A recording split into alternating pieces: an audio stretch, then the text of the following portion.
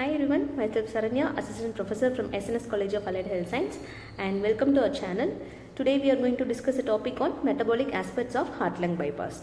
What could be the metabolic changes that the patient could be having during bypass and how could we correct it? So I am discussing this topic in a design thinking manner. In empathize part, I am talking about a case study. We can see the background of a patient. He is a 60-year-old male patient. He is scheduled for an cardiopulmonary bypass. The challenges that we can face or we can anticipate at the time of surgeries are hyperperfusion, fluid shift, acid-base imbalance, electrolyte disturbances.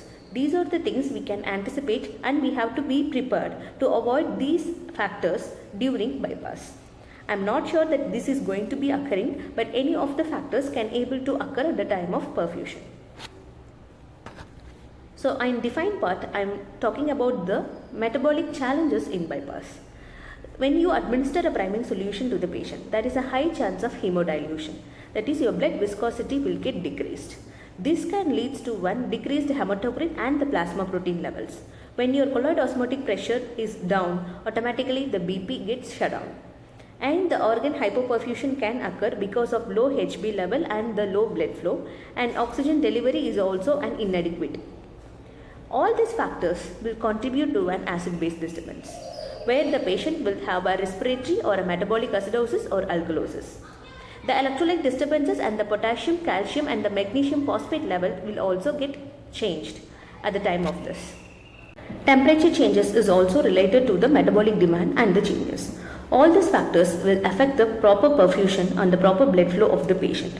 So what this occurs and what this causes to a patient is the patient does not receive a proper blood flow, and that will affect their organ dysfunction at the end of bypass.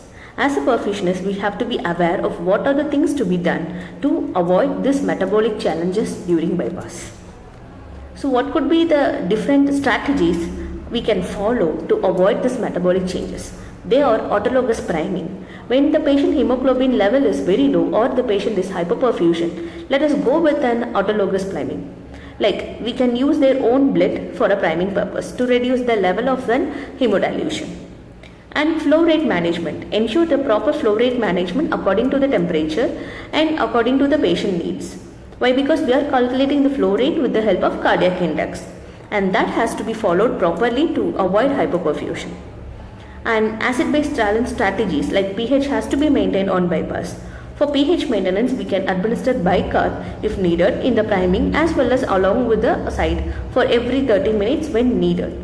And also maintaining an urine output, it does matters. And electrolyte supplementation. Either we can add calcium gluconate, magnesium or whatever the electrolytes needed can be monitored with along with the ABG report, and you can administer that on bypass. And temperature regulation. The temperature regulation does matters. Why? Because the temperature will alter the level of oxygen binding capacity. So the affinity of oxygen and the hemoglobin is also an important factor for managing an acid-base balance. Here in this picture, I have given an autologous priming technique where we can use the patient own blood for priming a circuit and for DRing a circuit, and thus will automatically reduce the hemodilution effect. And the prototype, what could be the management of metabolic aspects on bypass is you can use a proper priming solution and the proper priming circuit. And you can use an ultrafiltration when there is an blood concentration, or you want to preserve the blood, or you want to maintain an hematocrit level, or you want to remove the waste from the patient blood. It is matters that you can use an ultrafiltration. And correct the acid-base balance after ABG's report. It is very important that you can correct the respiratory acidosis and the respiratory alkalosis with the help of sweet gas what you administer to the patient and using a gas blender.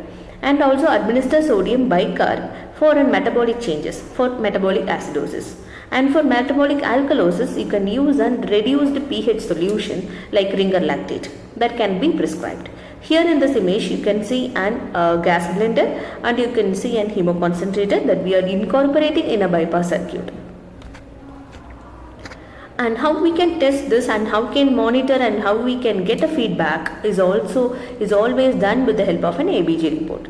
Continuous monitoring of arterial and blood gases and the venous blood gases for the pH, PCO2 level and the PO2 and bicarbonate level is mandatory. And you can also monitor the saturation level on the patient monitor. It will show you an amount of oxygen consumed by the patient. And you can adjust the flow rate and oxygen rate according to the situation of the case. And electrolyte levels checked, you have to check the electrolyte levels also, like sodium, potassium, magnesium, and everything has to be in a normal range. And when you maintain all these factors together, you will get a good patient outcome. That is a good hemodynamic we can achieve at the end of bypass. That's our goal here. And here is a case detailed data collection and the intervention. What we can do is, the interventional procedures we can incorporate our ultrafiltration, electrolyte changes has to be corrected, temperature regulation and acid-base balance maintaining. And the patient's metabolic parameters is succeeded and stabilized, then the surgery and the recovery phase will be a good one. Here in this chart I have given about the normal values of an ABG. Here you can see the pH, PgO2, PO2, bicarbonate and oxygen saturation and base excess. So it's a normal value that we have to maintain at the end of bypass if it is already corrected. The key metabolic concept of bypass, why you have to go on bypass, is you are creating a hemodilation, you are creating an hypothermia. And these two factors will indirectly as well as directly affect the patient's hemodynamic status. To correct the hemodynamic status, we are responsible for maintaining a proper acid-base balance. That is the thing that we are concentrating on the patient's health by maintaining a proper pH. And in summary part, what I am going to say about is, maintaining a metabolic imbalance is very important in bypass so that we can avoid an unsafe bypass outcomes. And optimizing a balance and safe successful bypass will be attained. So every time, in every 20 to 30 minutes, monitor the patient metabolic status, adjust the strategies what you have needed, like you can use ultrafiltration, electrolyte changes, administering drugs or the sweep gases. Anything you do, and the final report should be, the patient should be a normal one. And here are my references. Thank you.